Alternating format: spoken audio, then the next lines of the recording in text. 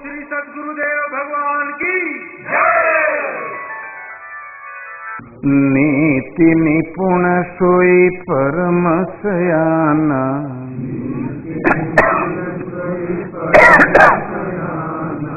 श्रुति सिद्धांत निकटे ही जाना, दक्ष सकल लक्षण युत सोई,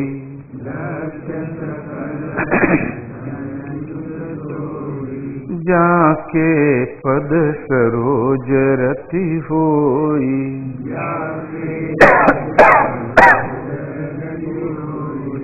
बोलो श्री राम जय जय राम। धर्म संसार में एक है, दूसरा है तो धोखा है। चाहे वैदिक ऋषियों की वाणी देखो, गीता देखो, रामायण देखो, ईसा मूसा मोहम्मद सब एक ईश्वर की पैरवी करते चले आ रहे हैं। एक ईश्वर की पैरवी आसान है, किंतु ईश्वर तत्व को कैसे प्राप्त करें, उसकी विशुद्ध साधना पद्धति गीता में अंकित है। यदि 2-3 आवर्ती कर लोगे गीता की, ये भली प्रकार समझ में आ जाएगा कि साधन कैसे करें, भजन किसका करें।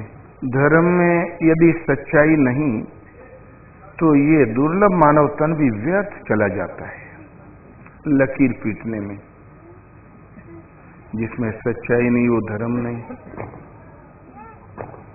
धर्म में सच्चाई नहीं तो जीवन भी व्यर्थ चला जाता है।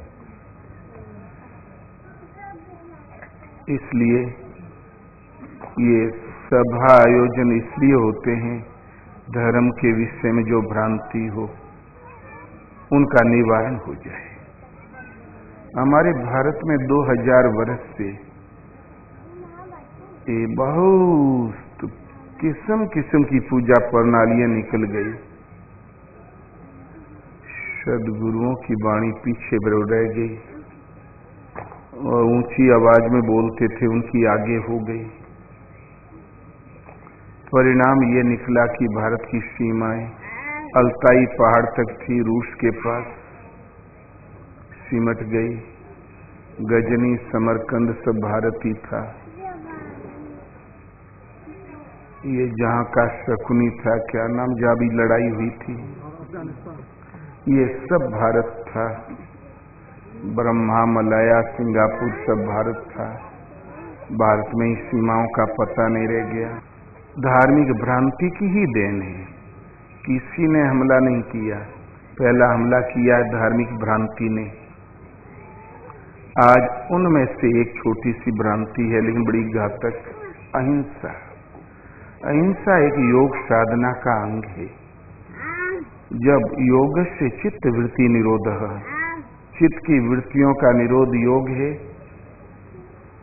मान लो किसी ने श्रम किया और निरोध कर ही लिया तो लाभ क्या, तदय दृष्टा स्वरूपे अवस्थानम।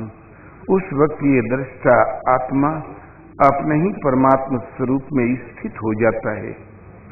चित्त की वृत्तियों का निरोध ही कैसे हो, उसके लिए है अष्टांगिक योग। अष्टांग योग, अष्टांगिक मार्ग। योग के 8 अंग है, जिसमें यम, नियम, आसन, प्राणायाम, प्रत्याहार, धारणा, ध्यान और समाधि। प्रथम अंग है यम। यम के 5 अंग है, अहिंसा, सत्य, अस्तेय, ब्रह्मचर्य, अपरिग्रह। जब शांत एकांत में बैठ के चित्त को संयत करने में हम लगते हैं तो मन के अंतराल में एक घटना घटती है जिसका नाम अहिंसा। दुनिया में बर्बरता है, भयंकरता है, क्रूरता है, हत्या है, वध है, लेकिन अहिंसा एक यौगिक शब्दकोश है।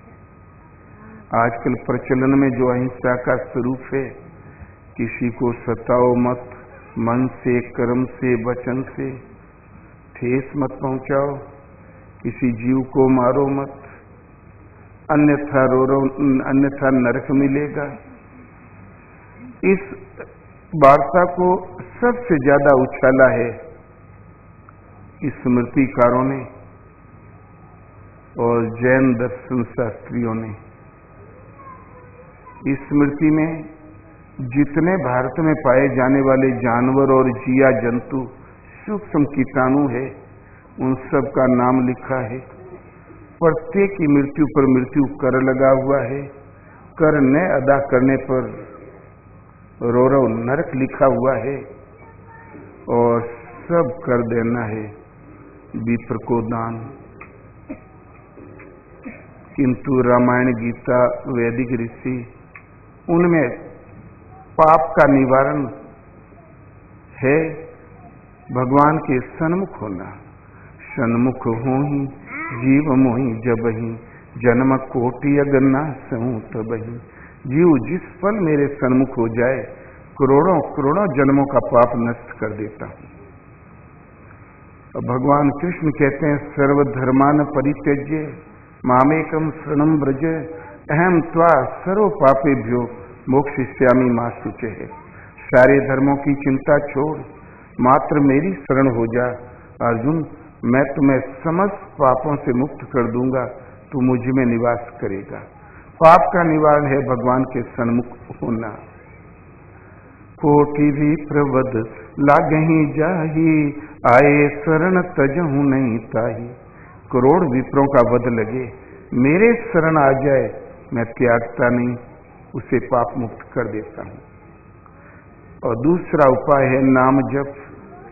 तीर्थ अमित कोटि सम पावन, नाम